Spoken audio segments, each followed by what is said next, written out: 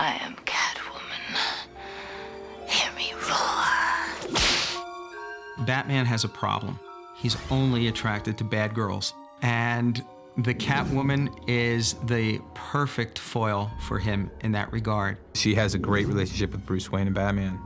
You know, and you can't do that with, obviously, you can't do that with any other villain. She's the opposite image of Batman. I wanted to create a female villain because most of the villains prior to that time were males. So I created Catwoman in the image of a woman for a female audience. So that way we would grab the male audience and the female audience. Well, the key thing I always remember about her is that when she first showed up, she didn't have the costume. She didn't have any costume. She was this beautiful brunette dressed up in like a green dress or something, but nothing flamboyant or super heroine or villainous. It would be another appearance or two before she would have like the cat mask, which would be more like an actual cat head on top of her, before she would finally have the stylized look that we would come to recognize as sort of the purple and green caped version that would last for a good, I would say, 40 years of the character's comic history. With Catwoman, the filmmakers really had to reinvent the character. You wanted to have somebody who was caught between the two worlds of Batman and the Penguin and Oswald and Bruce. So what better way to show that than a character who is somewhat in conflict with herself, who goes from being a very mousy, put-upon woman who comes back to avenge the crime that was done to her. Selena. That's my name, Maximilians. Don't wear it out or I'll make you buy me a new one. The DC version of Catwoman and the TV version of Catwoman, she was much tougher, you know, openly like aggressive female from the get-go. And like all she did was throw on a costume. And to me, that wasn't interesting. And just, you know, saying, okay, this is the way it was there, now I'm gonna do it that way too. It was completely uninteresting to me. And I was willing to, like, you know, quote unquote, lose the job. That was my take, to really start her off as like kind of a lowly secretary.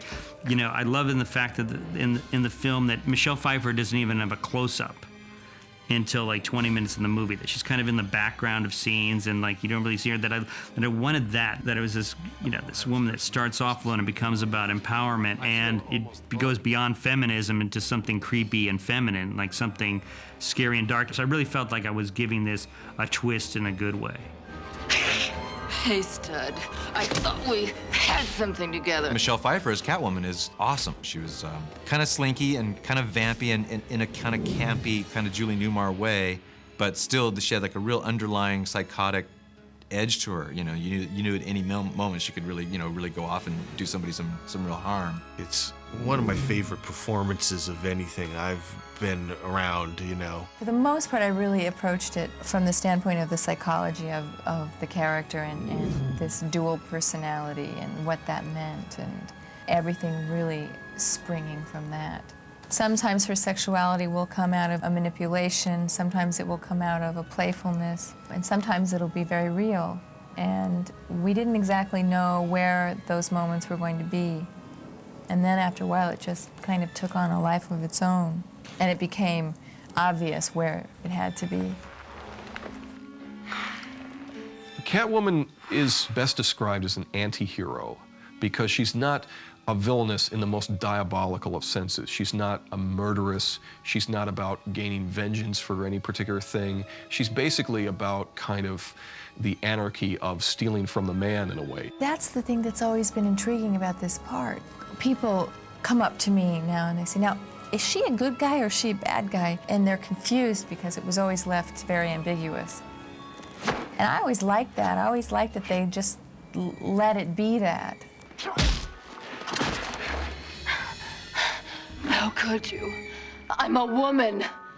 I'm sorry, I